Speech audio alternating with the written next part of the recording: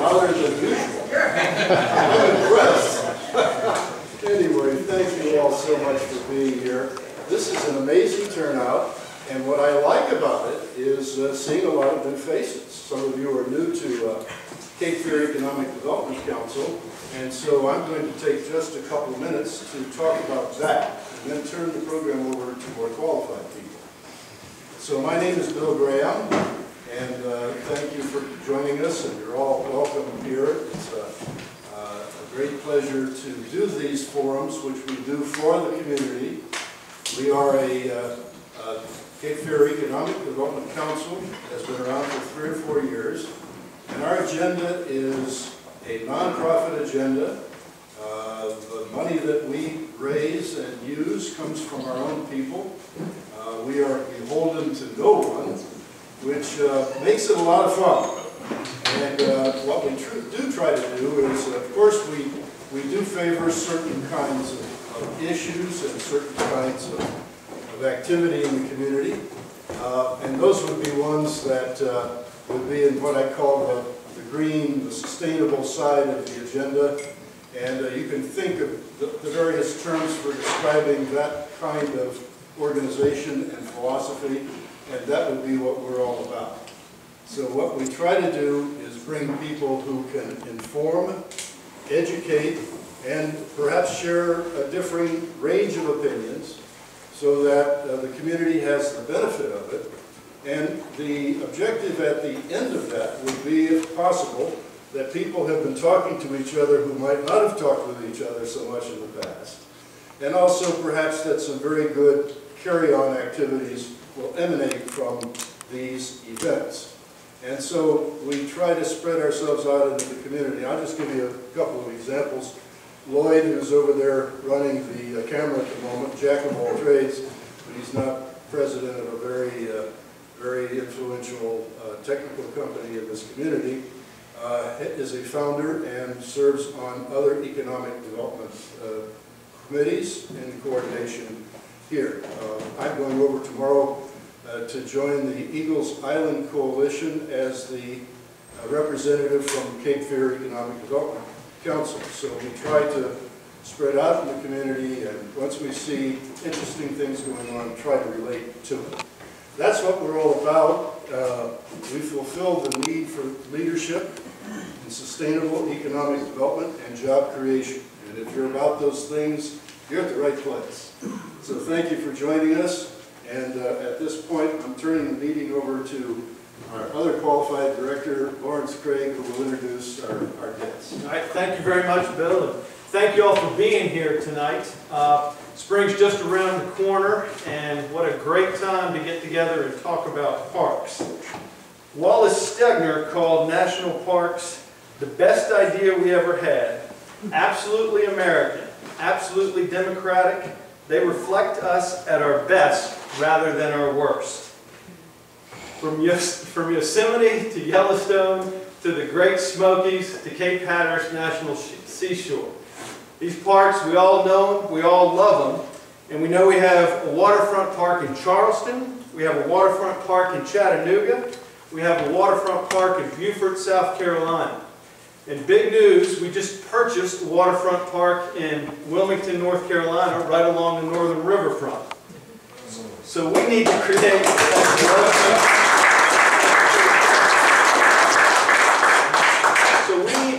an overall vision for what is our best idea here in Wilmington. From the broad basin of the Cape Fear River to our oceans and our beaches, we all come here for the quality of life. The parks add to that. So with our panelists tonight, we're going to come up with what's best for Wilmington. What's the vision that we have for our parks? What programs can we implement? What is our vision? A CFEDC board member wrote a perspective column called Our Best Idea. We need to think bigger about parks. And so that's what we're going to do tonight.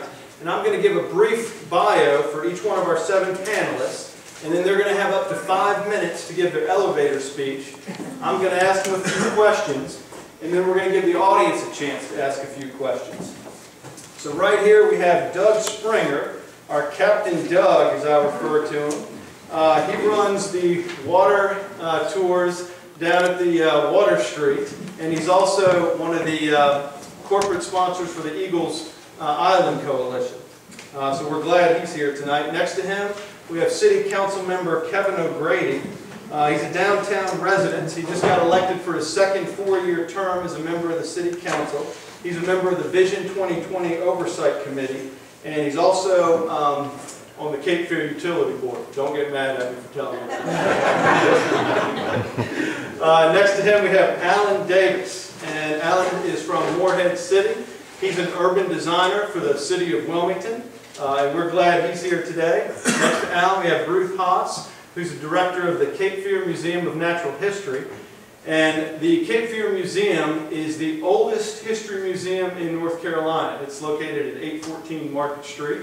So we're glad that Ruth is with us. We also had Ed Wolverton.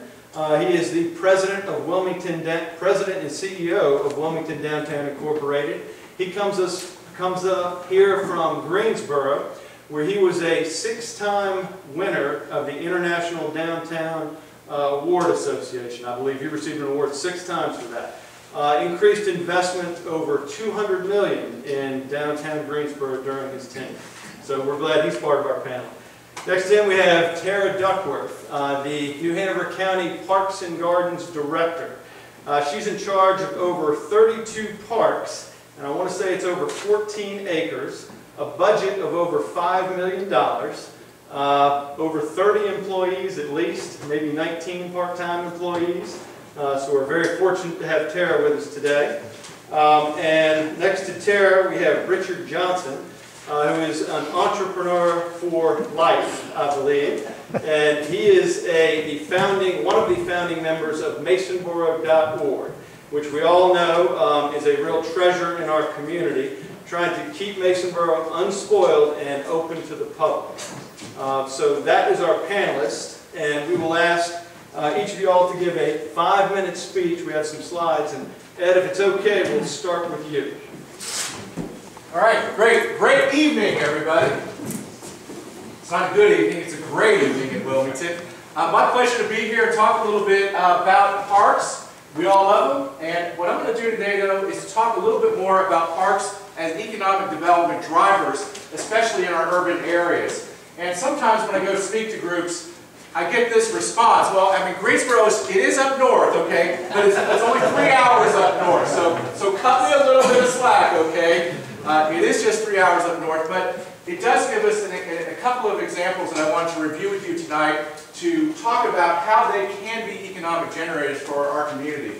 And in Greensboro, I'm going to talk about 2 specific cases. One is our Center City Park, which was developed starting in 2003 and ultimately was opened in 2007, and then another park that is a linear park, and we'll get to that one too. So this is what Greensboro looked like in 2010 and in 2000, and you can see the location of our future park from this aerial. There's a bunch of buildings down there, and we developed a plan that said we needed green space in our downtown.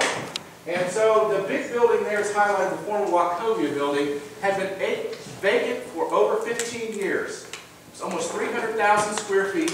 They literally could not give the building away. They tried to give the building away and could not. It had asbestos in it. No one would touch it. So that was the framework we were working with. And so we came up with a big citizen-driven plan that talked about the need for a future park. And the photo there to my right shows you one of the buildings that was there. And then we came in and did a temporary park and spent about a year doing citizen engagement, bringing in Project for Public Places out of New York to talk about the types of things people wanted in this passive park. So what may be a passive park to me may not be to you. So we worked hard to kind of classify what that would be. Once we got there, we started construction. We included a lot of different things in this park, and ultimately it ended up looking like that. It is a passive park, but it does create several types of vignettes or areas, sub-areas within that park. So it's just about 2 acres of land, and ultimately you can see how this kind of starts shaping up in terms of the different uses. A few more photographs of again, the things and the way it was designed. It does have fountains. They aren't playable fountains, which became an issue for us. People love to get in the fountains and play. These were not designed for that. But by creating some intensive landscaping, doing programming and management, having things like Monday Fitness by the Fountain, where we bring in different types of people to do programming at night. Special events and activities would occur there. But we also have the random things of people just showing up with kids to run through our little archway of fountains that they could go through in the little pathway there. It was privately owned and developed, okay? We raised $12 million to buy the land, clear the land, plan it, and implement it. As it was privately owned, it was also publicly sustained. So the city actually gave us money to run this private park. Because it was privately owned, we set rules and regulations. No smoking in our park. We had attendance there. If the park was open, it was staffed. And the public-private partnership was crucial because we needed money for ongoing operations. We also raised money, but the city ended up doing an analysis and found for their parks they were spending about $100,000 a year. So our park was 2 acres, and we said, all right, let's use that as a benchmark. Give us $200,000 a year. We'll raise extra money and manage the park more intensively. We were very nervous that the city wouldn't sustain it as they needed to over time. So that was one of the things we did. Public restrooms, movable furniture, and all kinds of things were happening to it. But the big thing that happened was this building. This was the old Wachovia building I pointed out to you earlier. This building had been vacant. A private developer ended up buying it and turning it into very high-end condominiums, almost 100 of those units, ground floor residential, and it turned out to be a $37 million project. Yeah. Okay? This gives you a sense of, again, kind of what it looks like now. Very much transformed what that building was. It was kind of a 60s modernistic architecture. Moved it to a very contemporary design. You can see the floating balconies coming out there. Really cool, and the most expensive real estate in downtown Greensboro, by the way, in terms of residential. That's what it looks like today from the aerial. We also had to work out a deal with some city parking and some private parking that was adjacent to the site. And this is, though, what the park did.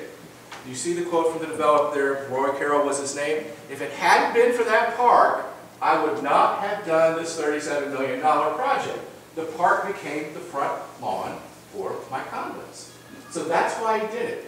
And so it turned this white elephant building into a huge community asset, added more commercial space, added more activity for us, and our park was generating about 150,000 people a year. So, next thing I'm going to talk to you about is our downtown greenway, or the downtown greenway. It's a little bit hard to make out, so I'll point it out to you. So here's Center City Park right here. These little lines around it is kind of the area of downtown. So again, the same master plan after we did that Center City Park said we ought to create a trail to encircle downtown. Think of it as a linear park. Okay? It's just a linear park. So we also wanted to connect the neighborhoods. It was a 10-year process, and they're in the middle of that now. Rights of way was a big issue. You didn't own it, so you got to figure out how do we connect all this. It's almost like a rails to trails sort of a thing. And we also wanted to have lots of parks along the way. So we started at the southern loop, which is at the very bottom here. This is adjacent to an African-American neighborhood. Our road network was very wide roads, so they really divided downtown from the surrounding neighborhoods. So we saw this as a way to economically connect everybody, but also from a transportation standpoint. And I know I'm running out of time, but this is what the first southern leg of the park, the greenway looked like. Coming in with some artwork to really help to define an entryway for these cornerstones on the 4 edges of the park. Then we also then came in with an abandoned bridge that was along the way. That's what that looks like now in terms of that trail leading into downtown. At nighttime, we were able to get a National Endowment for the Arts grant to come in with some interactive light features. So when you walk through this at night, or even during the day, the light features change colors, they sense your movement, they change the pattern as you walk through it. So very much a big part of what was going on and a big way to connect things. And doing things like solar lighting and solar trash collections and things of that nature. The northern edge was also very big right next to our baseball stadium. We had over 4 acres of land that had been sitting vacant, abandoned from a former car dealership, and so came into that area, and some apartments came in. This is, again, not the best picture, but it gives you a sense. This is looking out over their balcony, and they came in with a saltwater pool as well. So $12 million project on, again, a piece of land that's been sitting vacant almost 15 years.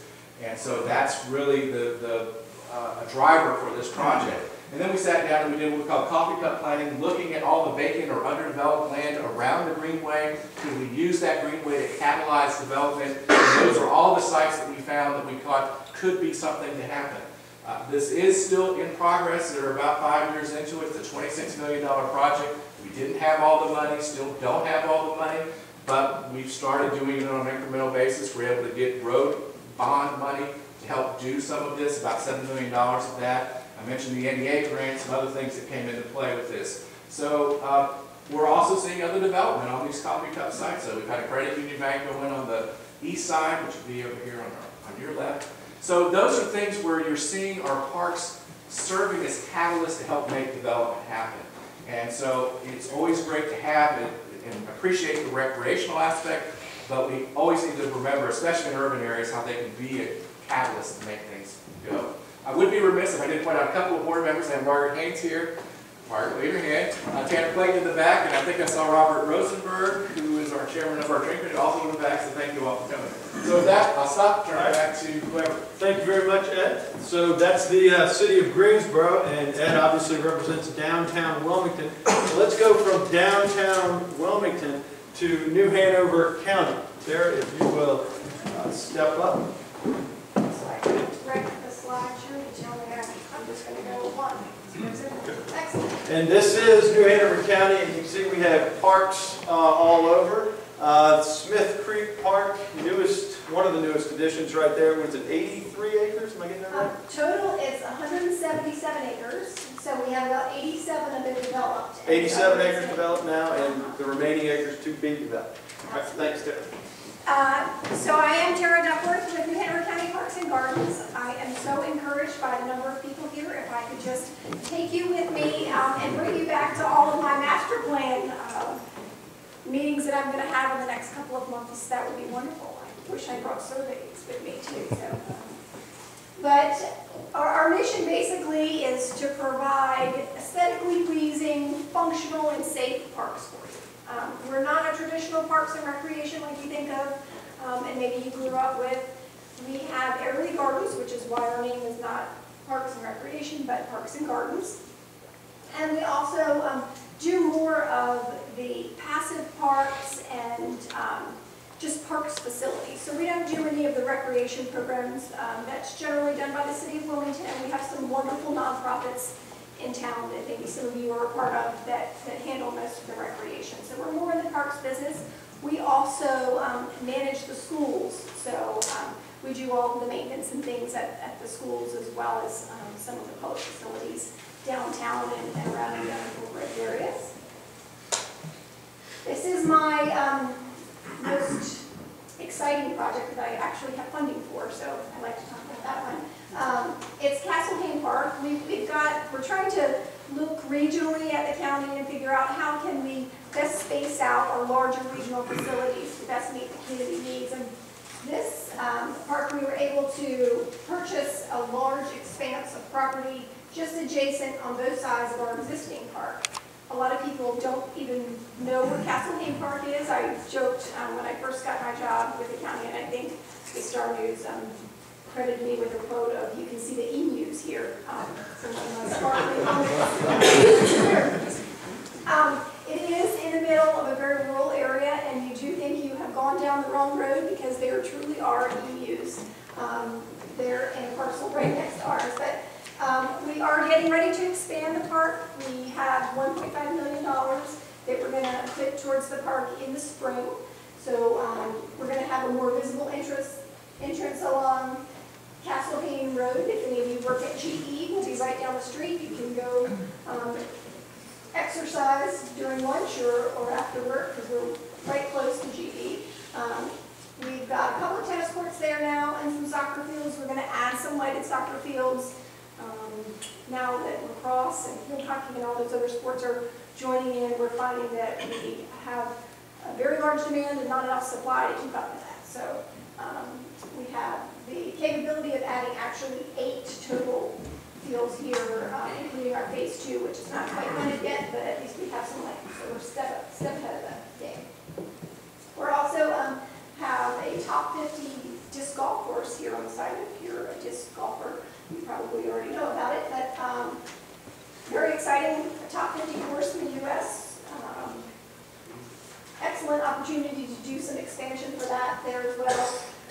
We're going to also add some walking opportunities. Some of the folks in the unincorporated area said, you know, it's great with all of the greenways that we're able to build in downtown, but we don't have a whole lot if you live outside of the city. So we're trying to do some interior walking trails and expand on what the city's already laid that footprint in with the help of the NPO, kind of in the middle sound area as well. So those are all very exciting. You'll see more on that, I'm sure, as the spring comes around.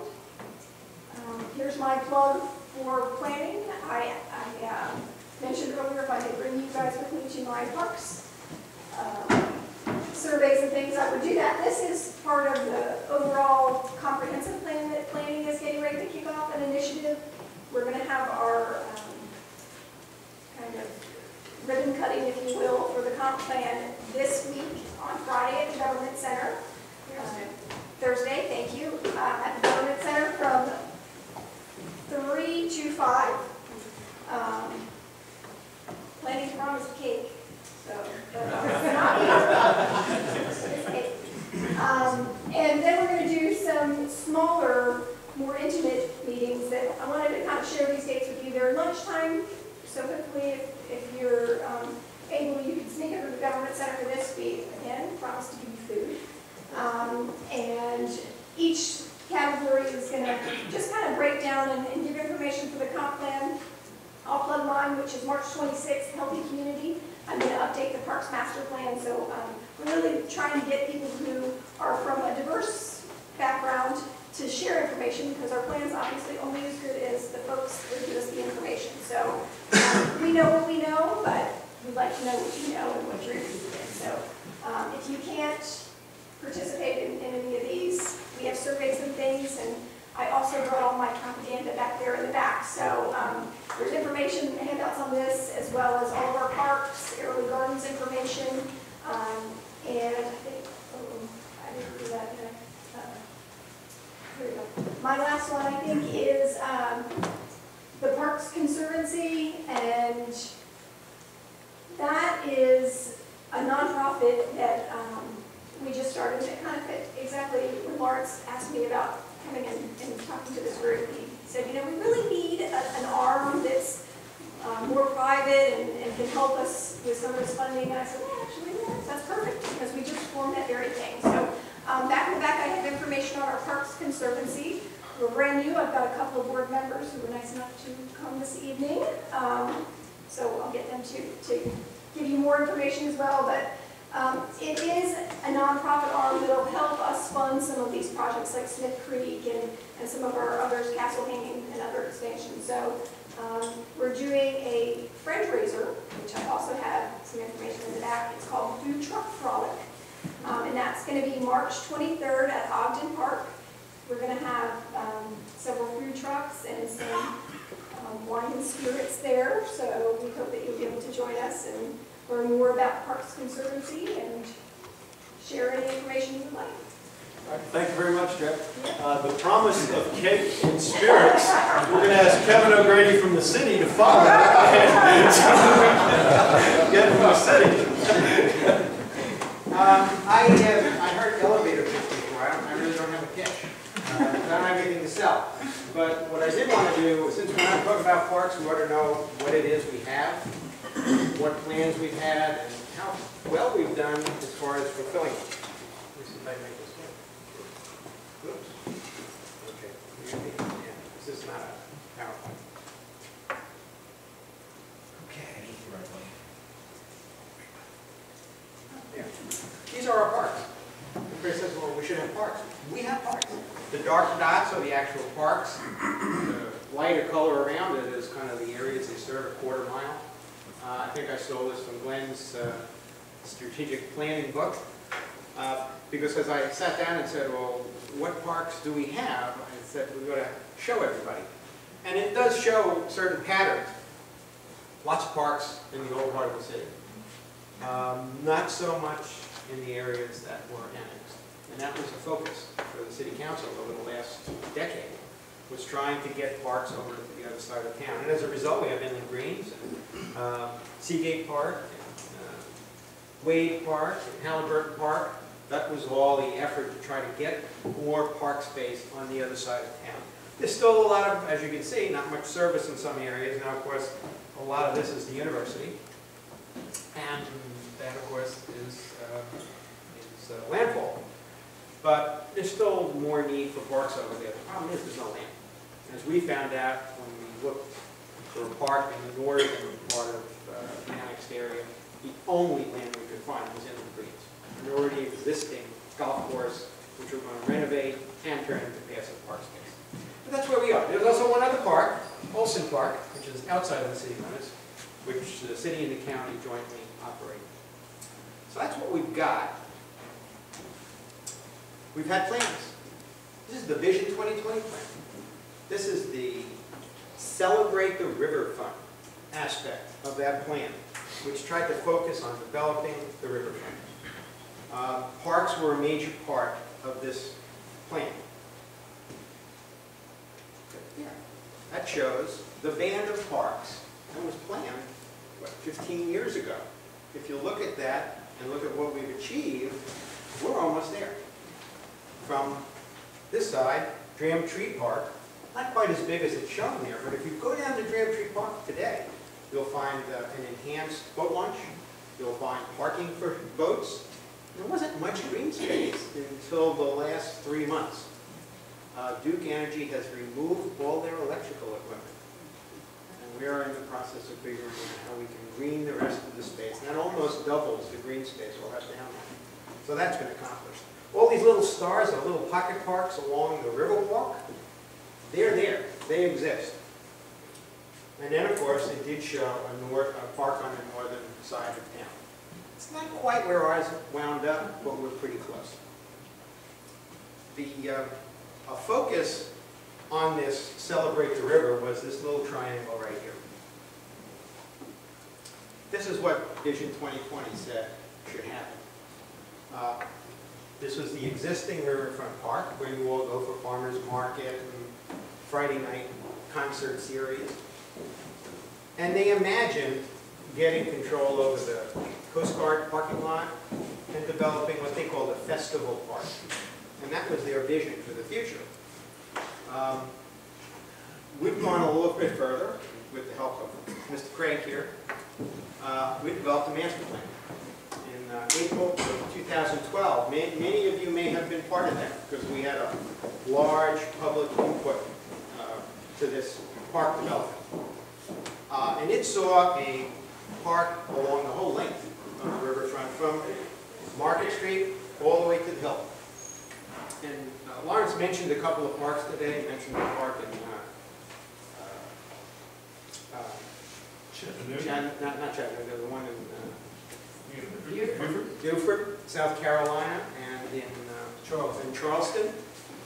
This park is actually the same size as those parks. And it was visioned in 3 phases. This is the first phase, where the existing riverfront park exists today. We funded making most of these improvements. We've been delayed by reality. It's nice to plan things, but sometimes reality gets in the way. A couple of things that happened that we hadn't thought of was, first of all, there was this plan of jutting this thing out into the river. Well, it goes past the harbor line, and you can't do that. So that plan went away. The other thing we didn't plan on was having all of the bulkhead collapse. We've already made temporary repairs down on this section, because this is the part the city owns, right here and up here. Now, we've already made temporary repairs here. We have to make more permanent repairs. But we're not going to do it until we're ready to do the park. But to do the park, the Coast Guard has to fix this section, which we didn't anticipate would collapse, and it almost did this year. So they've done temporary repairs, but they still have to do permanent repairs. That's put this project off almost 2 years, because we can't do anything until the Coast Guard fixes their bulkhead. But when they do, most of this plan will come to pass. And that's phase one. And as I say, we have the funding to do our part of that. Phase two is hopefully coming there. Phase two is similar to what Vision 2020 said, is a vision of doing a water feature, splash pad sort of park here, swings, an arbor to sit and shade. That was what people said they wanted to see down there. So we have the vision for it. We don't own the property. So a piece of reality comes in. We have to get the Coast Guard to cooperate. But that's a latter stage. And then finally, the third phase would be if someday we could get the parking lot by the hill. An effort I can promise you we're trying to work on. And that would bring the third part of the park. And that three sections together would make a riverfront park matching all the great cities of the South. I don't know whether we're ever going to achieve phase two or phase three, but I can promise you we're trying to do it. But then there is the parking lot that talks about. And I got this because most people don't know where it is. And it is far north. If you can imagine, this is the new marina that's just been dug out. And this is the Riverwalk. And Riverwalk is completed here. We haven't opened that last section yet because there's still some concrete work being done. But that'll be open shortly. And you'll be able to walk from there all the way down to the Memorial Bridge.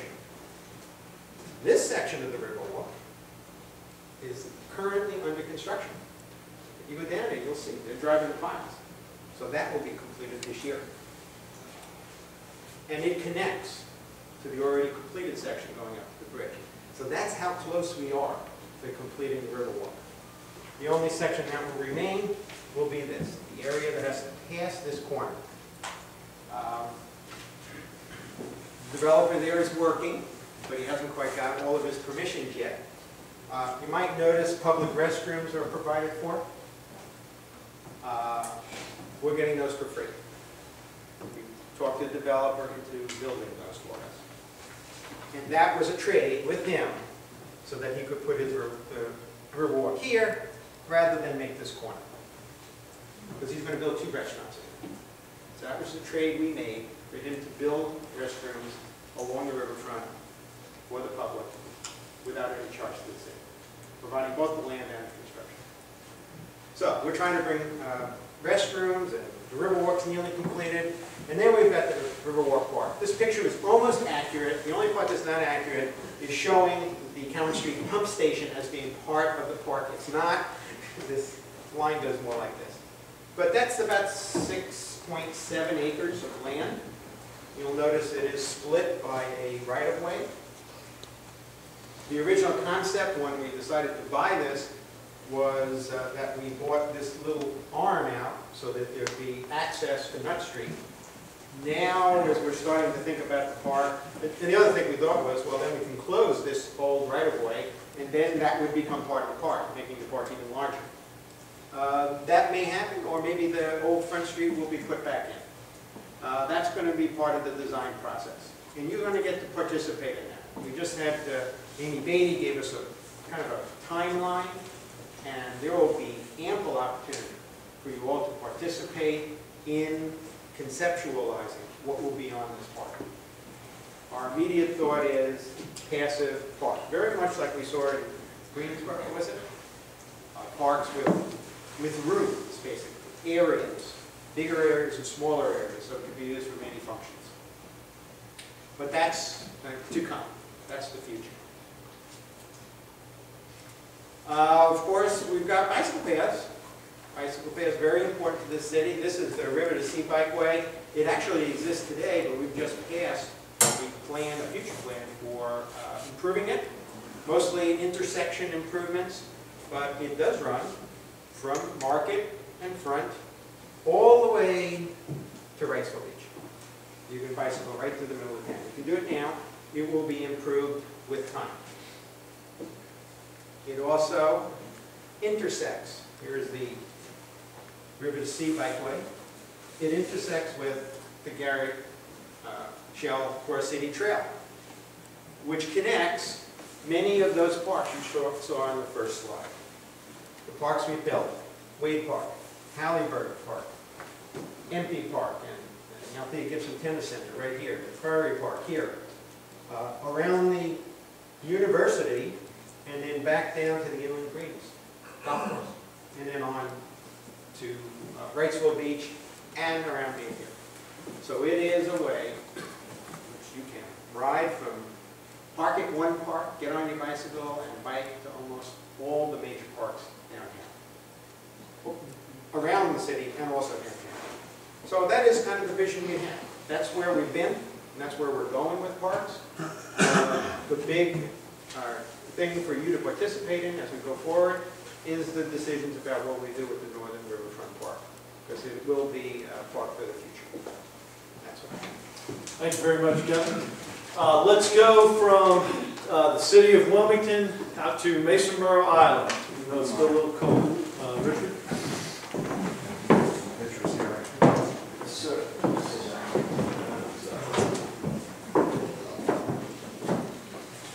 Well, thank you for having me. You know, I sort of represent more of a, I think what you've heard tonight is more of a top-down planning, you know, approach to park development, community development. I grew up in the woods. You know, my best friend was my dog. I'm used to, you know, wide open spaces. When I started a company in New York City, I put it on a park. So my office was right on a park. When I bought a house out in New Jersey, we put it right on a park. When I sold my company and moved to Jackson Hole, you know, I was just completely impressed. Here was a place that was 97%, you know, or only 3% private ownership, 97% national state parks. And yet anytime somebody developed property, there was just this huge push to connect all these communities. I think they have over 100 miles of pathways. So, you know, when you look out, you know, when you talk about community involvement, you know, there are so many causes out there. There are so many things that we can all just be involved in. It really comes down to what's each individual's capacity and how much time do you have in life to give yourself to something. You can spread yourself very thin and not make a big difference, or you can micro-focus your energy. And so when I got to Wilmington, I was fresh from Jackson Hole. I just looked, you know, I didn't know about these great, you know, pathways that were coming. I just couldn't believe I was abhorred by the fact that there was no place to take my kids near me that they could ride a bicycle. You know, and that whole thing that I had growing up where I could ride my bike around the neighborhood, I just didn't feel safe to let my kids ride their bicycle. And I wanted to get involved in how to create these parks.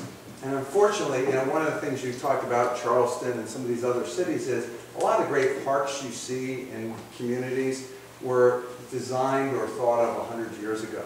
And, you know, and so you had these communities where people who had the wherewithal thought forward and said, our community needs a park. I didn't see that as much, and maybe I was wrong, but I just didn't see that as much in Wilmington.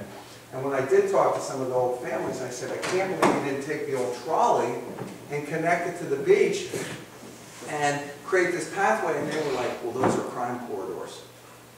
And at that point, I just gave up. You know, I said, my mission, you know, my capacity, if I'm going to give myself to something, it's not going to be pathways. So I happen to live right here. And so I look out at Masonboro Island. It represents 1/3 of our county's coastal, you know, coast. So it's like our little Yellowstone, right in my backyard, but our community's backyard. And I just thought it was this incredible resource. And it's one of the reasons I moved to Wilmington and bought a house right on Masonboro Sound and take my dogs over there on my little boat every day and walk on the island. I did it every day. Didn't even think about it. And about a couple years into living here, I came home and I saw this thing in the paper where they said, you know, we were going to close Masonboro. Close Masonboro. What's this?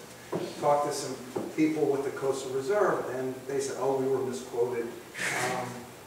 You know, we don't want to do that. And so I actually helped pay for an ad in the Lumen News to, you know, talk about responsible stewardship when you're on the island, and didn't think about it again. And then the next year, Jim Gregson from the Division of Coastal Management was quoted in the paper, Masonboro is in a playground, and we will close it if we have to. And I was just like, whoa. you know, fool me once, shame on you, fool me twice, shame on me. What's going on here? And, you know, what I realized is there are a lot of people who really care about Masonboro, who are managing it. And the Coastal Reserve is no different. They love Masonboro. But they haven't had any community oversight. This is a state-run park. Maybe New Hanover County has zero say on what goes on Masonboro Island. And when I started talking about them, they had, you know, all these ideas and thoughts about where Masonboro would go. And I was just like, wow, you guys have been operating in a vacuum and making decisions. When I heard Tara say, of course Tara would love people to come and give input, because the community rarely does. And so that's why you have all this top-down planning, is you have these public meetings and no one shows up. Well, you know, when good folks in Wilmington gave their land to Masonboro, I don't know if you know the funny story, but years ago in the 80s, somebody ran a prank on April 1st in the newspaper selling lots on Masonboro. And people were just like, oh my God, they're going to build lots, they're going to ruin this. It was a joke, but it created a community-wide conscience that we need to save this and preserve it. So lots of people gave their land to make this happen and create this preserved area. And when you read the original management plan, it was for research, education, and recreation. In fact, the word recreation was mentioned 50 times in the original management plan. Today, it's mentioned 3 times, and it's only research, education. It was changed to stewardship, and then it was changed to example. And so I saw this trend, and I was like, well, explain to me the science. And then I got in touch with some people from UNCW who actually did a 15-year study on Masonboro and the human impact of people on Masonboro Island. And it turned out it's not like Yellowstone, where if you have 10,000 people walk a path, it could take 15 years to remediate it. Yet they handle 5 million people a year. But Masonboro Island, it just cleans itself. And after 15 years, the study showed there's zero impact from humans.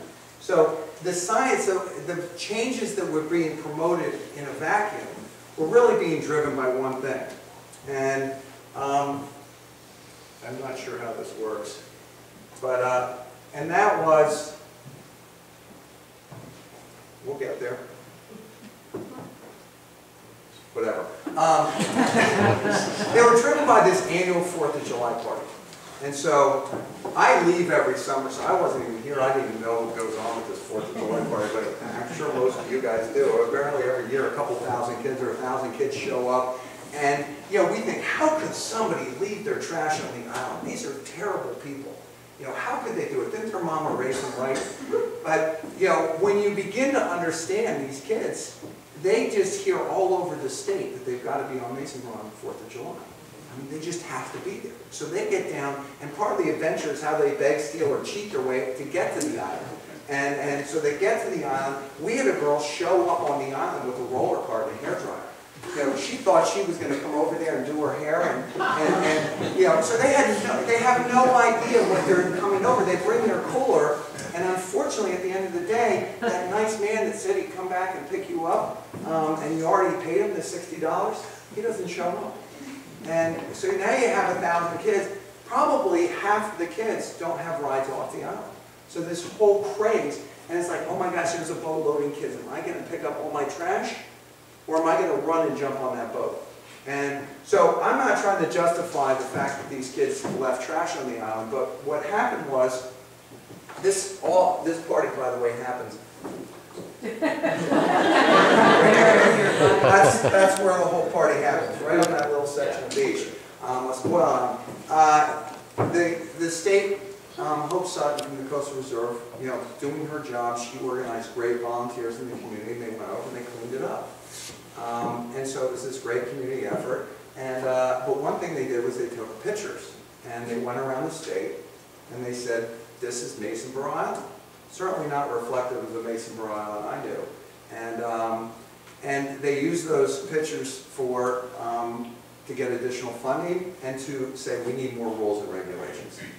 And quite frankly, we didn't believe that. We think the new rules that would affect us people who use the island responsibly just didn't seem fair. And they wanted to ban alcohol, they wanted to start limiting camping, and they wanted to do some other things. So that was kind of why I started Masonboro.org. And so our first thing was just to get people in the community, so more of a grassroots, hey, this is, we're losing land in this world, in this country, to both the left and to the right. The left might see a bird sanctuary, the right might see mining, fracking, and the only land that you see getting saved is land that has public support.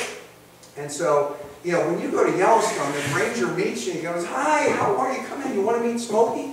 And the reason is they're trying to, when their budget is on the line, they want public support for it. So what we did was, we had started, talking to the community, and there was this thing after Cape Hatteras closed, there were people in the community that said, closing the island would be a tragedy, and they started rising up, and what can we do as grassroots citizens? We can clean up the island. So we went over this we've done it 4 years, just to give you some idea, this last fall, or this last year, we had 65 volunteers. Raise your hand if you were over there volunteering.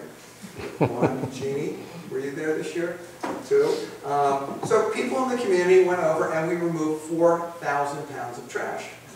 And that sounds terrible, but we would rather see that trash recycled. So what you don't realize in that story is kids actually this year brought us the trash and said, could you recycle this for us? So the 4,000 pounds isn't like the kids were leaving it there. It was that we decided to solve this problem and make sure that the next morning there wasn't a bottle cap on the So that's kind of the foundation of Masonboro, but we didn't want to be a one-trick pony when we built all this community.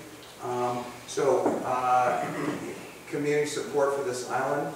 So one of the things we realized is if you want public support for something, you got to have the public support, you've got to build it. So our new program is Island Explorer.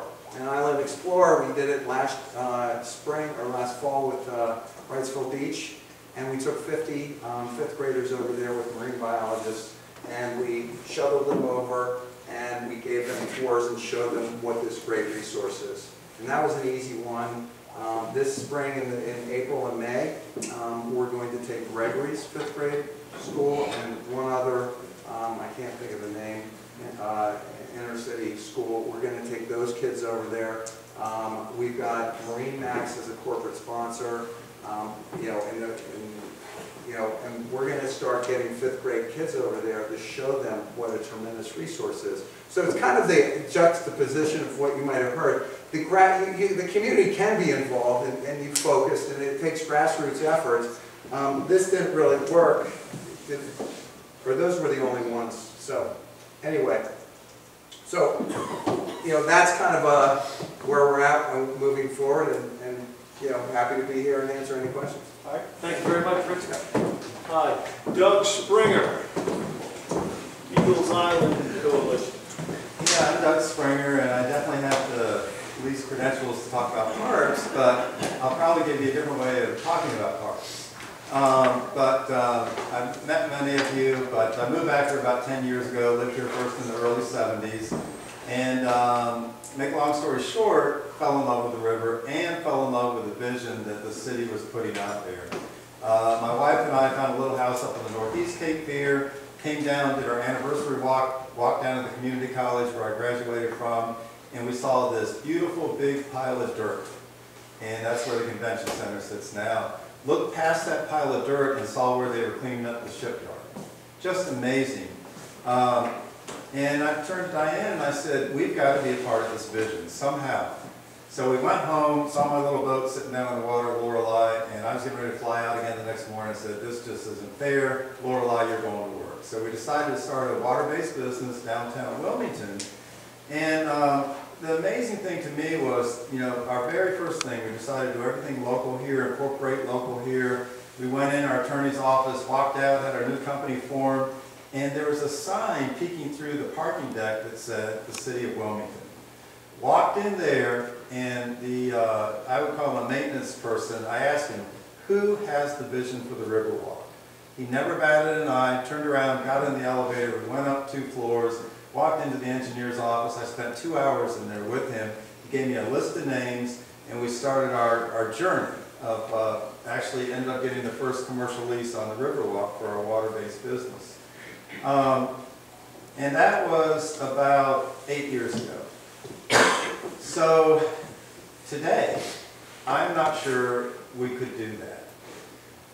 We've talked about the parks, we've talked about the Riverwalk, and Bill Graham, he always gets to hear my comments. We've gotten to be good friends. But to me, the key ingredient to any of these ventures, such as a park, is really taking that product and bringing it to the marketplace, getting the support for it. Very much what you did, Ed, I think, in Greensboro. It's that entrepreneurial look at these parks, and how do we do that and get the energy behind it. Otherwise, it's a concrete walkway. It's a, it's an area, hey, believe me, I love the woods and the forest, I mean, just love them. But without that, really bringing that product to the market, it's really going to struggle for a long, long time. So Vision 2020, you've heard about it several times today, and it's a great plan, a comprehensive plan, a vision for the waterfront and other things. That's why that pile of dirt was there. That's why we have a convention center. And that was the very first document I was told to read when I walked up into the engineer's office. It said, read Vision 2020. One of the key items in that plan was the call for a waterfront task force, and it doesn't exist. So we've started one, okay? And I've offered to lead it with Bill's encouragement, but I need help. And the bottom line is what we're going to do is look at this amazing asset, a 2-mile long, almost 2-mile long Riverwalk connected with parks on both ends, and how do we bring that to the marketplace. We have some very specific short-term things we're trying to do. One is that I believe that one of the reasons I couldn't get things done today that I could get done back then is because we don't have a single entity responsible for the operation, management, and promotion of the Riverwalk as a whole. We've got to have that person. You just do. That's how it works. I don't care if it's we privatize this thing, whether maybe one of the organizations such as WDI or your organization here steps up, but we got to have that individual funded, and it should be very much of a sales position where it's a self-funding position over time. So we're going to be lobbying, trying to get that done. We're also going to do some fun things. One of the keys is moving people, right? Moving them from our parking decks down to the Riverwalk, along the Riverwalk. So we're looking at some very specific technology. They're called iBeacons. It's an easy electronic way for you to get on your cell phone and walk along the Riverwalk every time you come to one of these little stations. Multiple organizations are doing something like that similar. ROW, WDI, we're trying to bring our forces together and hope to have a beta very shortly for you. The other area that we're going to be very much focused on are our visitor centers, okay? We hear the discussions about the bathrooms, the visitor center right at the foot of Market. My belief is we've got to move off the river. We've got to look at our parking decks, which are underutilized, because that's what they are. They're parking decks. They're not transportation centers. We need to figure out ways to get people comfortably out of these parking decks into a very nice area where they're introduced to the city, they're introduced to the Riverwalk, maybe tie into the iBeacons, and they leave. And they can say, hey, let's meet back here in an hour. Not someplace that you go in and you're a little bit scared of getting out of there. So those are 3 key initiatives that we're working on, and we would love to have you join us. So if you're interested at all, please let us know, either Bill or myself. So, I was 5 minutes, right? Thank you very much. All right, Ruth, Cape Fear Museum. Very comfortable chair.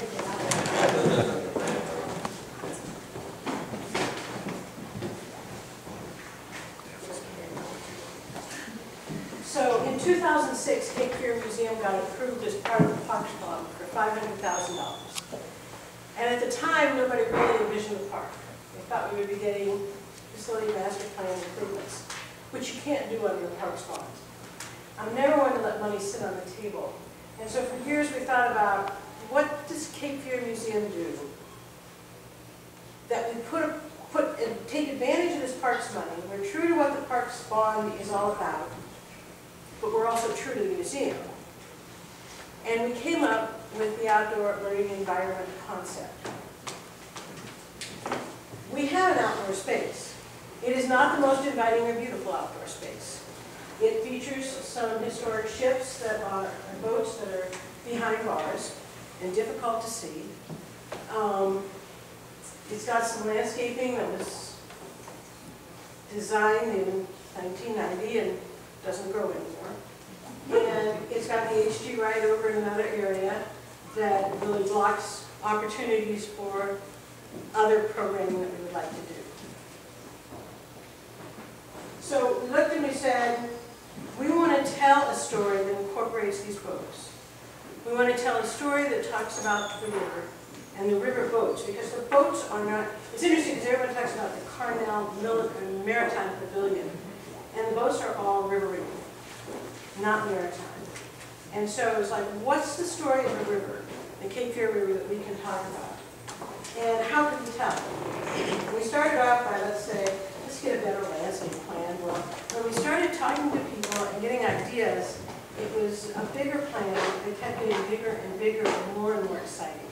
One of the most transformative decisions we made was let's close the entrance to parking for Market Street and turn the parking lot that's beside the museum into a park. To extend the campus of the museum from the building to the Maritime Pavilion. And let's open this up, tell a better story, and have a better arrival experience for visitors.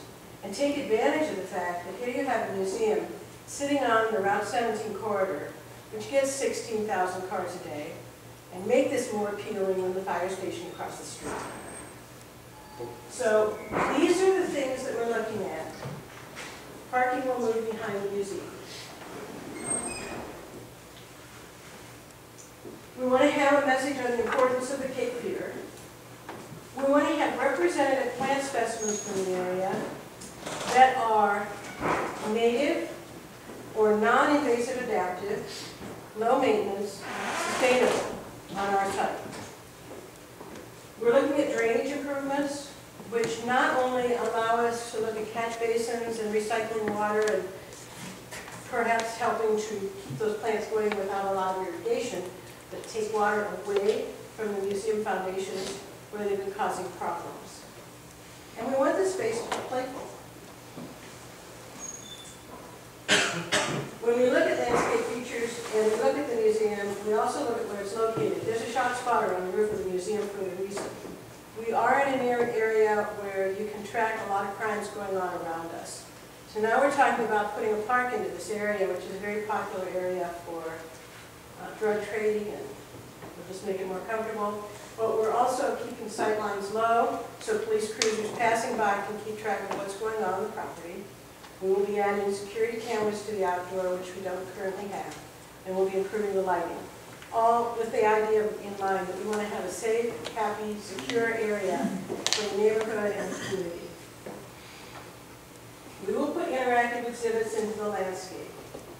So the feature that you see on the top right, believe me, all of this is conceptual.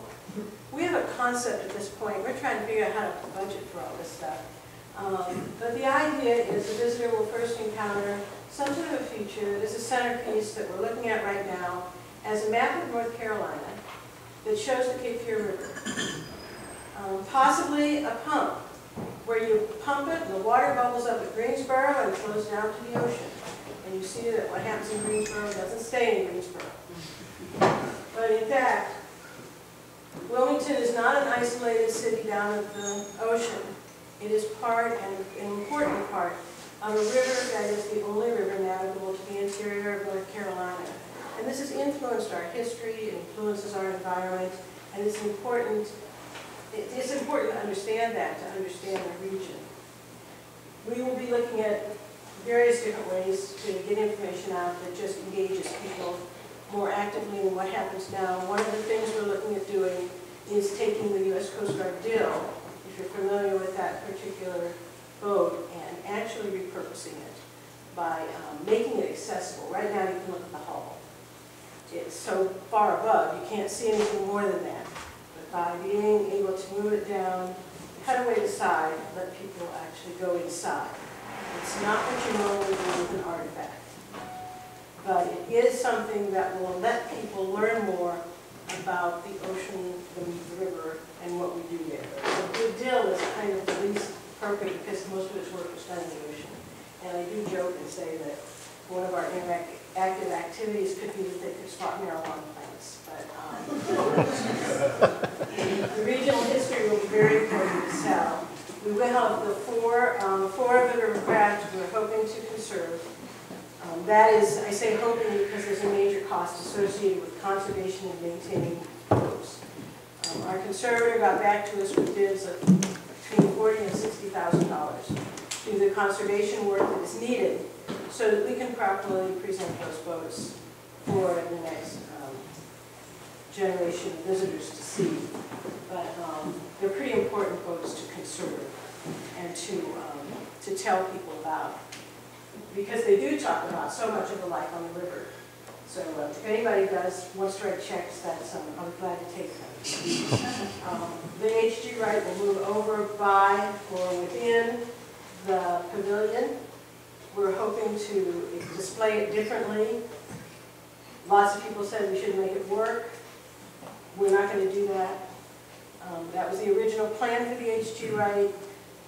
We don't have the staff to maintain that kind of an operation. So we just want to be able to have a nice little interactive that shows people how steam works. And maybe talk a little bit about what different steam power made on the river traffic and commerce for the area. We're going to be serving a variety of ages and styles, burning styles. We know most of our visitors come as families. Those families are all ages. We also know we get a lot of school groups. Middle school or elementary school primarily, so that the target age is about 4th grade for us, but we're also going to have stuff that non-readers would like. We're going to be using Spanish and English signs. This is the first time we've done this with an exhibit we're developing. But recognizing that in the 13 years I've been here, that's been the largest growth in any population group in the area. It is a way to start to make us all aware of the fact that this may become a leading language at some point, but at any rate, Spanish is a good language to be in. We're also going to be trying to do more things with the internet.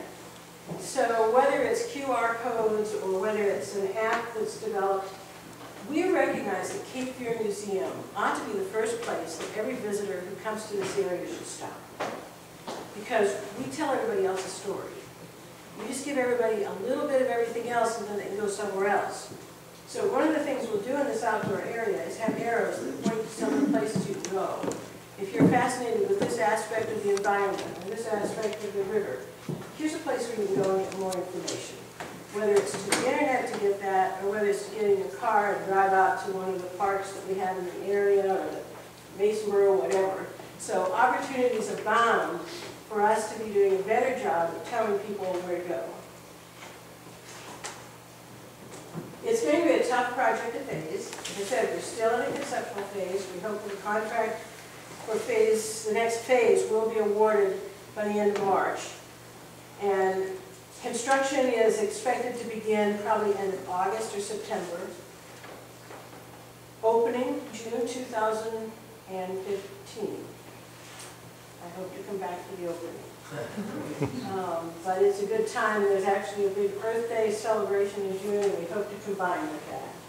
But with all of that, you know, it's moving the boats out so they're not harmed by any of the construction, getting them to a place where we can do the conservation, looking for somebody who has enough underground, under roof space that's temperature controlled so that we can manage that process and not have to pay for any of it. We're looking for a lot of volunteer and donated, we need trailers to move the boats. We need, if anybody has any boat stands around that they don't know what to do with, we know what to do with them for the next year. So we have right now $475,000 for this project. The initial budgets that have come back came to about $700,000.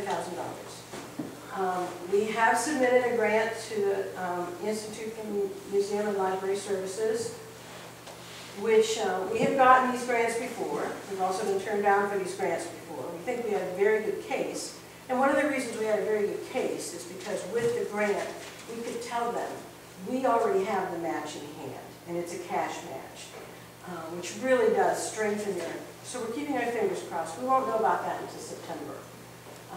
That's $150,000, and it would give us a lot more, particularly towards that outdoor interactive exhibits. We're looking at environmental and stormwater grants, we're looking at landscaping grants, we're looking for any kind of an opportunity for grants that would help with conservation. There aren't a lot of history grants out there. There's 1,000 sponsorship opportunities. We'll sell bricks, we'll sell drops of water, anything. Project funding is going to be real key to this. The one thing before I get into just the whole issue of questions, we have them. We have this concept and we still have questions. And so we've been meeting very strategically with a lot of groups in the area to find out, is our content where it ought to be? Talking to a lot of naturalists, talking to the parks, because the interesting thing about the museum is parks maintains our grounds. So we may plan something wonderful, but they better want to take care of it. So we look at that sustainability issue very carefully. So we talk with them to make sure we're doing what we should be doing. We started making a list of all the people we've consulted with so far. And it's not a secret. We'll consult with whoever we need to at this point, and we'll consult with any of you who have ideas.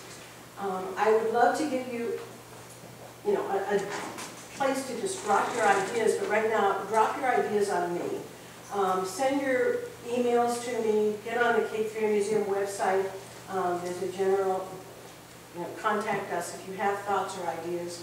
We're going to be instituting a new evaluative process at the museum, which we've never done before, with an iPad, where we'll ask our visitors when they come in to make comments on what they've observed in the outside and thoughts they have about improvements, and they'll be updating that as progress goes on this, so we can continue to get updates and keep on track for where we want to go. So, and of course, we will be talking with our neighbors, because from those first pictures you saw, there's many things that we're doing that will impact our neighborhood. The conversations we have had so far, phenomenally positive. The neighbors recognize the advantages of this, even if it means a one-way street on Meadow, or changes to how the parking lot works right now, and things like that. So, a very exciting project. We invite your questions, we invite your support. And on a very specific point before I sit down, we've got 2 openings coming up on the Museum Advisory Board in June. And one of the best helpers on this project so far has been one of our advisory board members. So if this is something that really interests you, look for those applications. We're going to need a lot of good participants at the museum board in the coming years. Thank you very much, Rick. Richard mentioned planning 100 years ago. Kevin talked about the Vision 2020 plan. Alan, urban city design. That's right. I'm the urban designer for the city of Wilmington. It's a new position, and so we're all trying to figure out what it is that I do. But I would first like to say that it's an exciting time to be talking about planning and talking about the future. From everything from parks to regional master plans, to all of the things that are going on right now, I'm very, very confident that Wilmington is going to, triumph and ascend to the incredible place that we all know it is. So I'm very happy to be here. I'm going to be really quick. I've got 2 slides. One slide is just to illustrate that all of this begins with an idea, whether it comes from the mayor or a citizen or anybody. It starts with an idea, and it's how we foster that idea, and how we get buy-in for that idea, and how we raise money for that idea, and how we design the idea, and how we carry that forward into an actual place. That's really important. So the process is just as important as the product. The end result is just as important as how well the drawing is done. And so another thing to consider is the urban context. You heard a lot here about the Vision 2020 plan.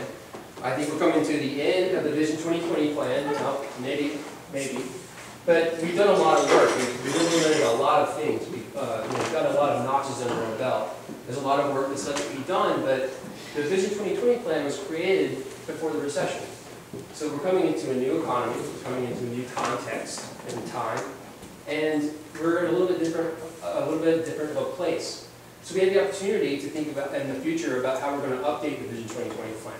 So we can start planting those seeds now, and so we can have a better conversation about that in 5 years, if we like.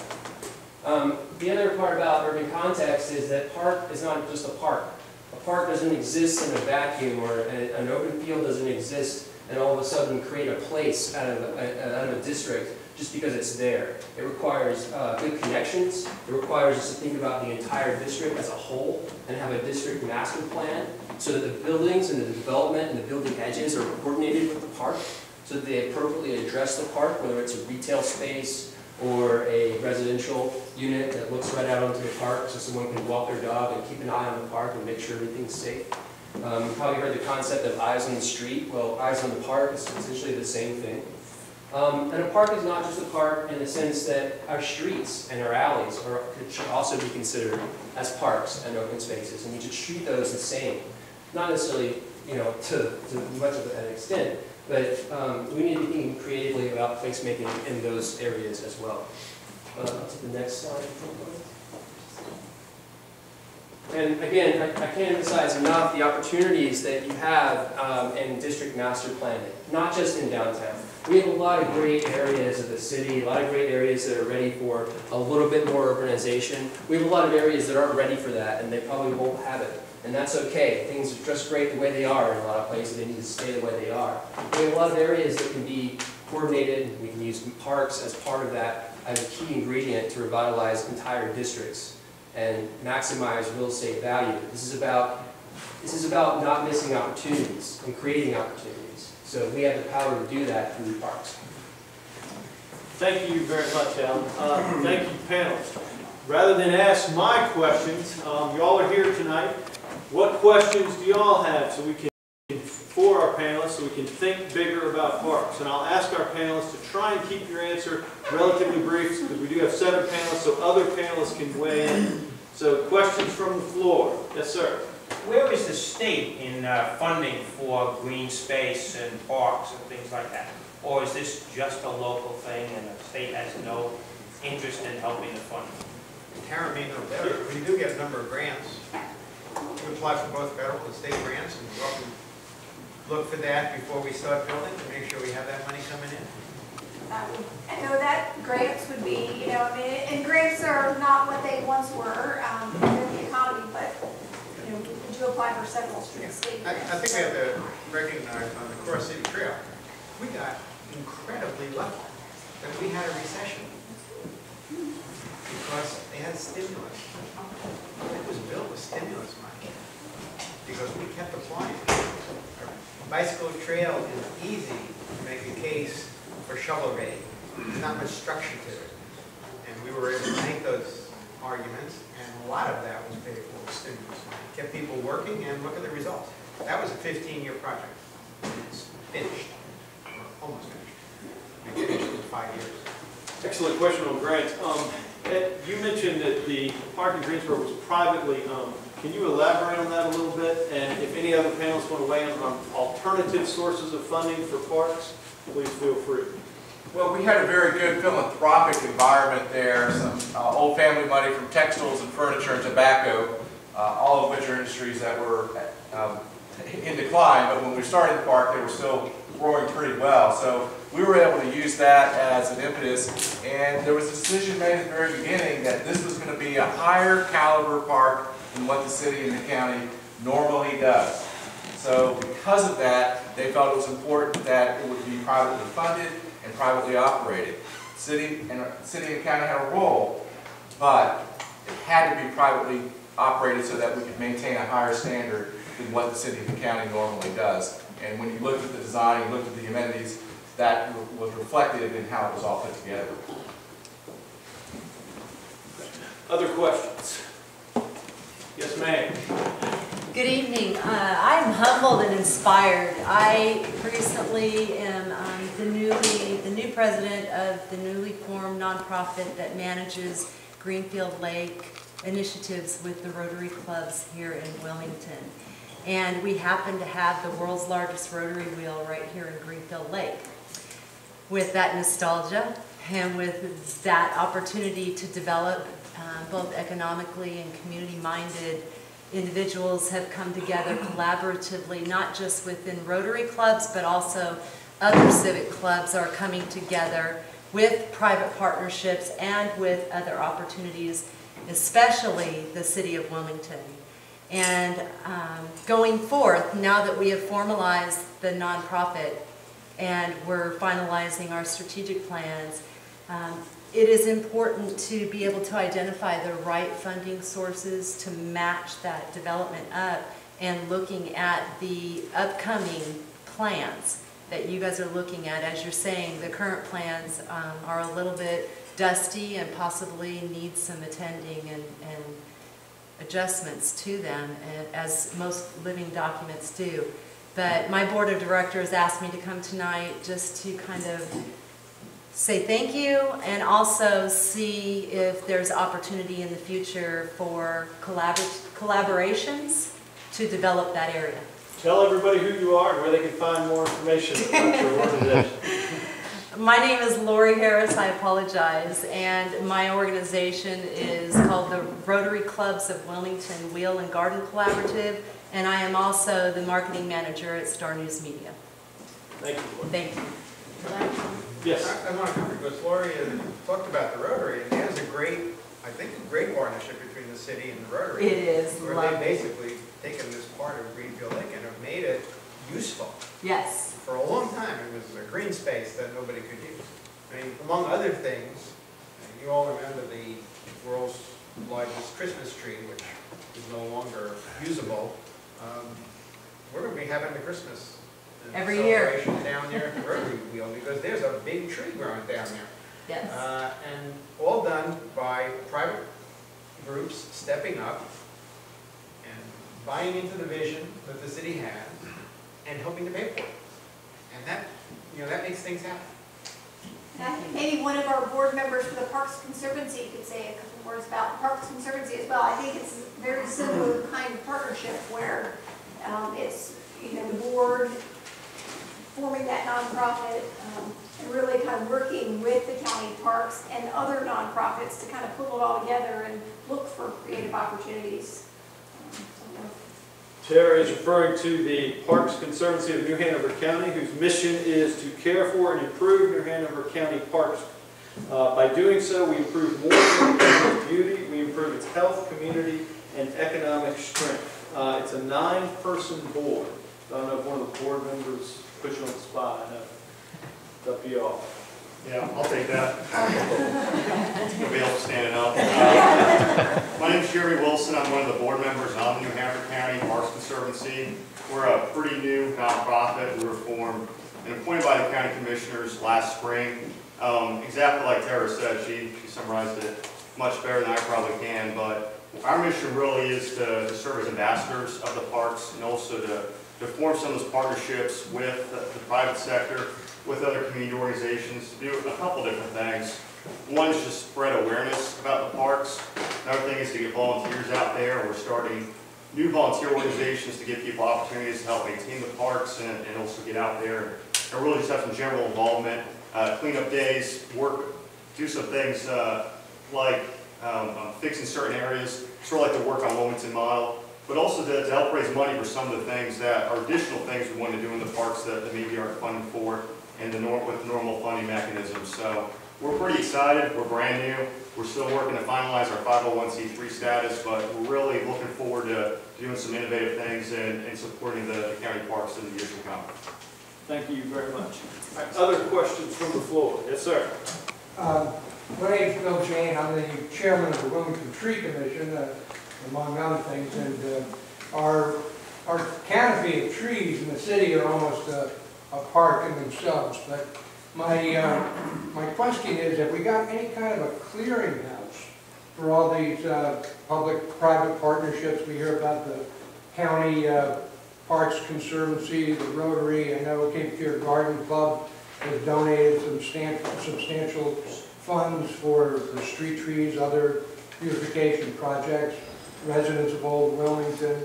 There are lots and lots of efforts like that going on around the area that most people don't know about. They seem to be happening in a vacuum. So is there a clearinghouse? Could we put a clearinghouse together? And I think there is a Center for Nonprofits. Yes, I don't think there's really a clearinghouse per se. I think the reason there are many groups is because they each have their own focus of what they want to accomplish. And they come to us with funds for a particular, like the garden club. Last year, I was happy to go out and see they had planted tulips all around that, I forget what they call it, it's the sailboat out there at Martin Luther King and College, the thing that says welcome to Walmart. And there wasn't much planting around there, and they volunteered to plant it. So we are often approached by groups who have a specific purpose. Row with the trees on Fifth Avenue and then on Market Street. And where it meshes with the vision of the city, we're happy to work with them and use those funds. But there isn't a clearinghouse per se, where all the city's plans are there, people can come and pick things off of it. Usually it's motivated by the groups coming to the city and looking for something to advance. I mean, we know we've got things coming. We know that Northern Riverfront Park, I mean, we have no money programmed to do anything to it. So we're going to be looking for ways to fund the improvement plan. But I think that's an excellent idea. I think you're spot on with a lot of things. I mean, having run 2 nonprofits now under our Parks and Gardens department, you do find yourself, everyone's kind of fighting for the same dollars, and I think that's a very valid point for all of us, is to kind of think collectively and see what's out there. Other questions? Yes, ma'am. My question is similar.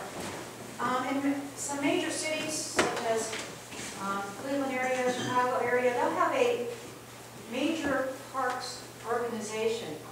So the parks are kept separate, like the county parks and the city parks, yet they're coordinated through a council. And someone was just mentioning today at a previous meeting that the Cleveland parks, they're coordinated through a council of judges, Cleveland judges. But they're coordinated so that, from a standpoint of where the land is, how things are just basically coordinated overall. Where the land is and where the money is. That's right. And money, That's right. but in addition, the other thing is, it's also very well known, and it also helps with advertisement as a whole. So when you come to the area, you have a one brochure that talks about all of the nice parks in the area. Greensboro has also done that. I used to live in Greensboro, and they have one nice area parks with Greensboro as well as the county. And I was wondering if there's anything here in our area that has been done to coordinate that. I'm not saying it needs to be done by judges, but the reason Sure. for judges is it's a neutral group. It's not. Well, we walk the same road a little bit with the Arts Council of New Hanover and the City of Wilmington. Richard, do you want to comment? Yeah, it's just, it's not exactly what you're talking about, but, it seems like Wilmington, to your point, is there a cohesive group looking at this? There seems to not be a cohesive narrative of what's going on. And, I'm sort of stunned at all the great things I'm hearing. When we were focused on Masonboro, we started out with, this crisis. You might be losing this resource. Well, there's nothing like that to create a community cohesiveness around a single goal.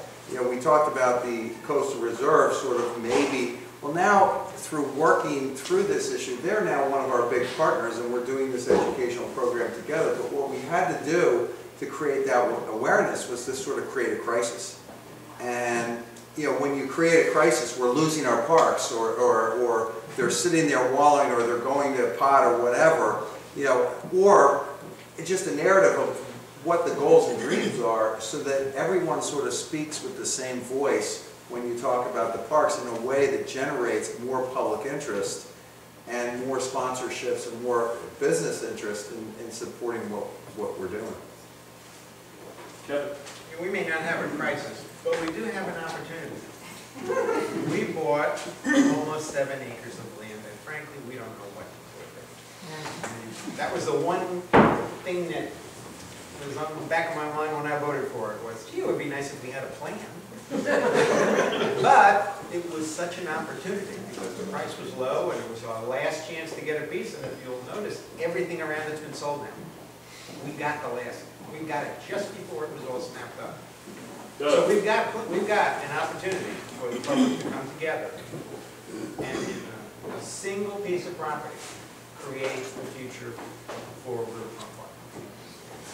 Yeah, and I mean, I definitely believe in coalitions and overlaying groups and things such as that to, you know, to make sure you're finding the synergies of different organizations. But many times it comes down to that person and that entity. And I was so fortunate, just as an example, Gary Sheldon's Trails is named in his honor. And when I came here, we had an individual that had the passion and provided that umbrella and hired some excellent staff. And so I would just say, as we talk to the city, the county, and you know, make sure that resource is there and is maintained. It's so valuable. It's just as valuable as the parks themselves. You've got to have that person that really owns that. It's about ownership to really move this forward. That's how I look at it. Doug, you mentioned in your opening remarks that it could be a private entity. I think it could be. I think in many cases, you know, it's our municipalities and governments are so good at what they do, but it's doing units of work. And you need that private interjection of that entrepreneurship and that, you know, looking down the road to say, is this sustainable in a financial way? So that's when I start moving that way. That opportunity, I don't think always presents itself, but I think it should always be considered. I'd say I agree with Doug. I think the function of government is to create the infrastructure. What you saw up there is all the infrastructure. 2 miles of riverfront, a Riverwalk. Okay, now what do we do? And that's where we do need private sector to step up and come to the city and say, we'd like to do X with it. It's the vision. And I certainly would be supportive of ways in which we make it a better resource for the whole community because the private sector has stepped up and done things with it. Because I don't think that's really what government does best. Yes, Ruth. One of the challenges that the community faces is finding the leaders who are willing to sacrifice self in order to see the bigger good. I think we saw this historically in Charlotte when Hugh McCall stepped forward with his Arts Council and his commitment to make sure that was a city that was very livable. And he got everybody to sort of buy into that process with funding and everything else, showed that the money bought what was needed for that community to grow and prosper as a cultural mecca. I always had this theory, because I worked for years to try to get Arts Council started here, that because Wilmington's at the end of the road, everybody gets here and figures they found the right way here. It's a very independent community. And when you start to get people in the room, they all say, yes, we need it. And it should be done my way.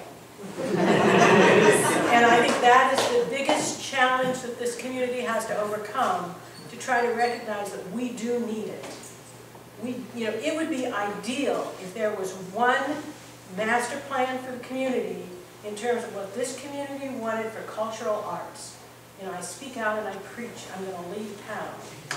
Not very long from now, but that's one of the things I've seen more than anything else, is that sacrifice not for getting my name out there, getting what I want out there, but getting what this community needs in a vision and a realized vision. And I wish this community well in achieving that kind of goal, because there is so rich an opportunity for Wilmington to be the greatest city in North Carolina because of the resources that are here. Okay. Thank you, Ruth. Other questions? Yes, Lori. If I may, one more question. In regards to, we talked a lot about urban development and development in general. And speaking to Greenfield Lake, it is one of our diamonds in the rough when it comes to natural beauty and natural habitat. And so we didn't speak much to natural preservation in regards to some of our parks, because most of our parks are going into more into this urban development. That begs the question, what's the right balance between active and passive parks? But I think we have another question from the floor. Yes, sir. My name's Doug Sherwood, I'm a local architect, and a few years ago there was a parks bond referendum that set aside money for both preserving and improving some existing parks, as well as money to buy future land. And I think it was a wonderful thing. And I'm just curious, I think right now the city of Wilmington is probably is lucky in a way that we've had this recession, because it kind of slowed down the machine a little bit. All the land was disappearing, but there are large tracts of land that I never identified in the city of Wilmington master plans as, hey, this is a large green space. But as this development engine starts cranking again and residential starts building and spec homes start going up, that land's going to start to diminish. So I'm just curious, is there anything out there now that is setting aside some money to purchase some of that land before it's too late? Well, parks by money is pretty much gone. Right, I know that is. I'm just wondering, is there the next step? Is there another bond? Just grabbed 6 and almost 7 acres. Just spent $3.9 million for the 6.7 acres. There's not as much land out there as you think. And we found that problem, as I told you, when we were trying to find a park on the eastern side of the city. We searched, not me, the staff did, searched for years looking for a space. And there basically wasn't anything that anybody was willing to sell. See, that's the problem. There's a lot of people that hold land, but they've got plans for it. And they were willing to hold on to it, and now you're going to see them building it. And it was hard to find space within the city's limits, large tracts of green space. We just have, Seagate Park we got because somebody donated it. Basically, it was a lot, one lot you donated, and now it's park. But we're not finding large tracts that people are just ready to either sell or give to the city. Richard? I'll take my seat in the audience and sort of ask the question, the same question he asked. You know, it gets to that narrative, you know, sort of common goal for the community. That bond referendum, you know, it did have some detractors and it had some supporters, but, you know, I was very confused, and maybe I shouldn't have been, but I never saw a clear goal of what the money was going to be used for, and I never heard the success after it was used. I never heard the narrative of what happened to that. I think that's why I started with the first slide. I said, look at all these parks out there. Those were the product.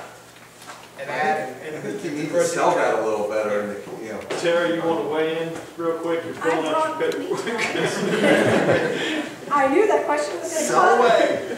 Having been with the city of Wilmington for almost 16 years prior to moving to New Hanover County, I knew that would come, so I did bring, I won't bore everyone, but I do have the breakdown of everything. And I think you're right. That's one of the things that we asked the Park Conservancy and kind of ask them to help us tell our story, you know.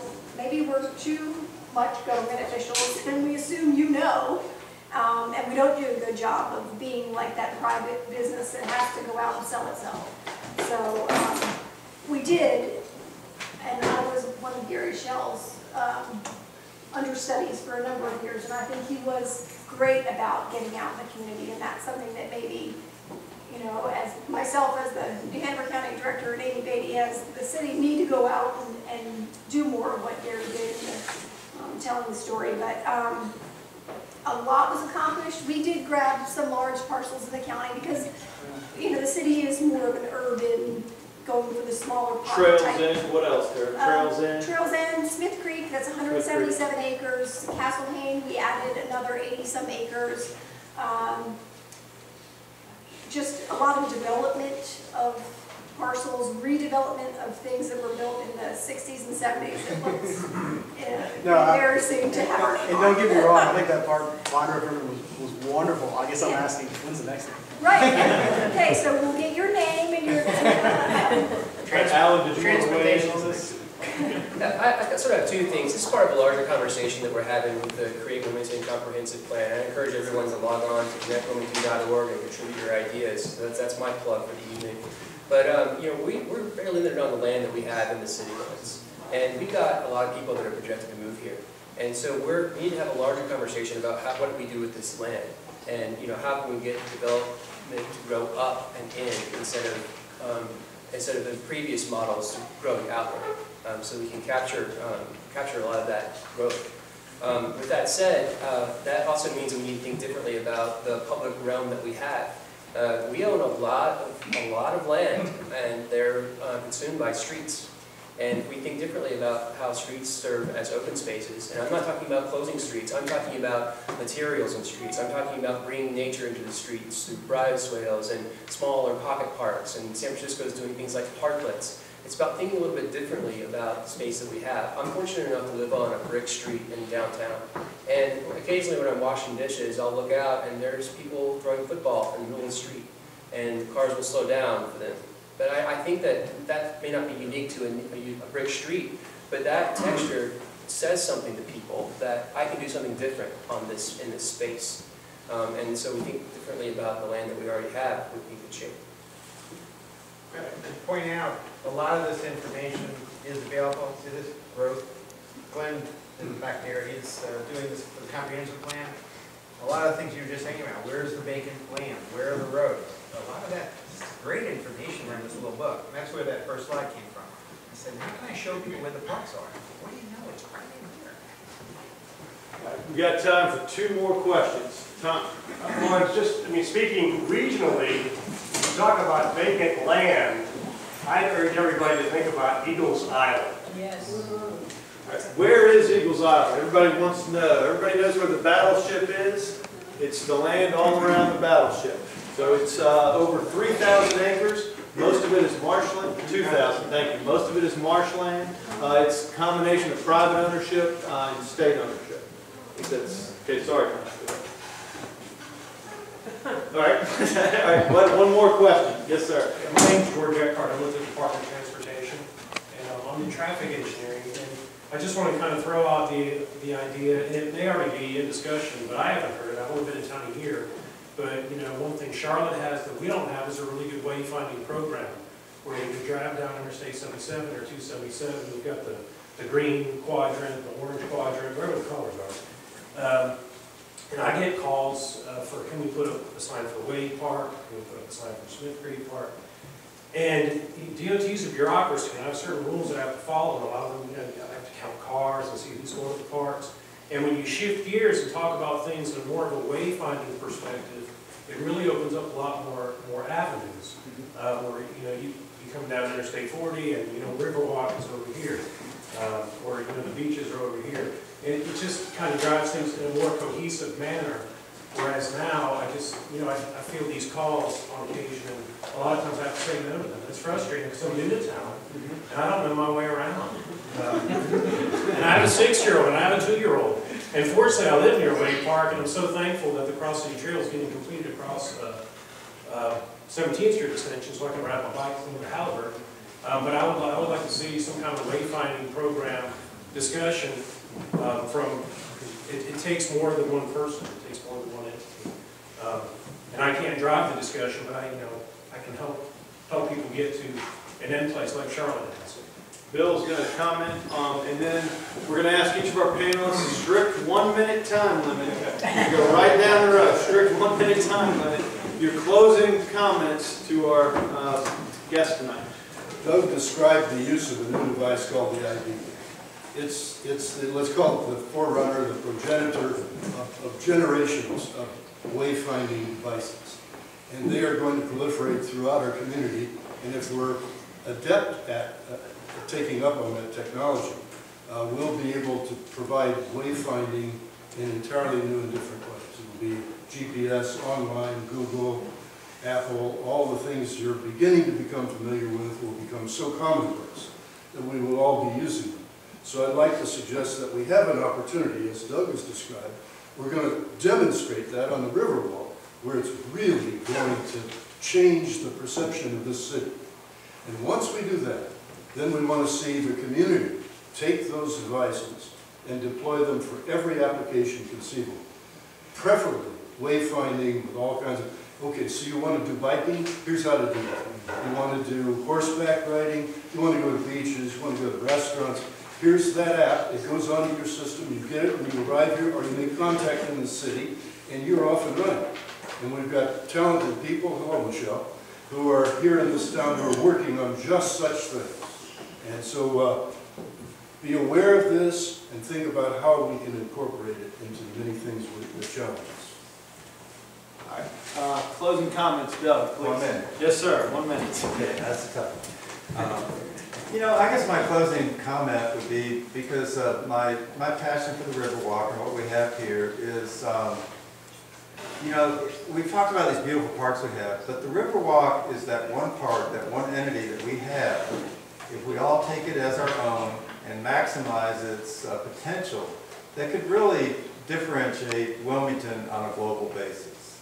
So everybody in the morning, get up and walk from bridge to bridge, because you can do it. So I'll see you out there. But thank you, everybody.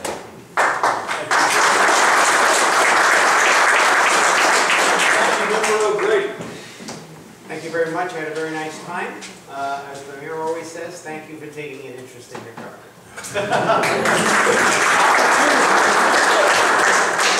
Thank you all very much. I want to say once again, please log on to connectwilmington.org and contribute your ideas to the comprehensive plan. And stay tuned, because we are going to do a very aggressive, very open public engagement process for the North Waterfront Park. So keep your ears open for that as well. Cape Fear Museum. Thank you all for being here tonight and being interested. Come visit the museum. Sign up for board service. Sign up for volunteering for the programs that are going on by both the county and the city right now for good planning. And take care of this place.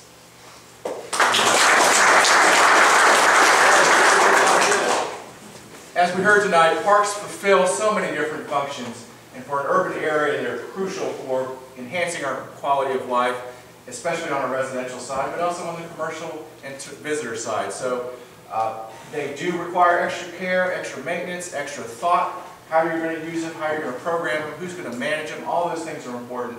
But working together as a community, we can solve that. Thank you for coming out tonight. It's great to be able to visit with everybody. County Parks and Gardens. And I just kind of echo everyone else's thanks for coming out. Please get involved. I know sometimes it seems like your one opinion or you know, your thought may not be worth making that phone call over or sending the email, but it is. We really do appreciate your input. My information stuff is in the back, so please grab one of them, look at all the wonderful parks that we have, and come visit us.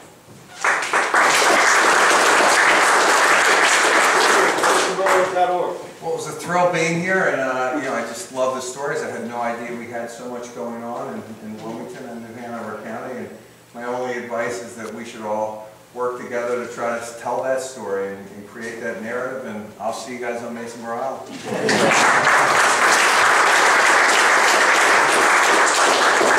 CFEDC, fulfilling the need for leadership in sustainable economic development and job creation in the Cape Fear region.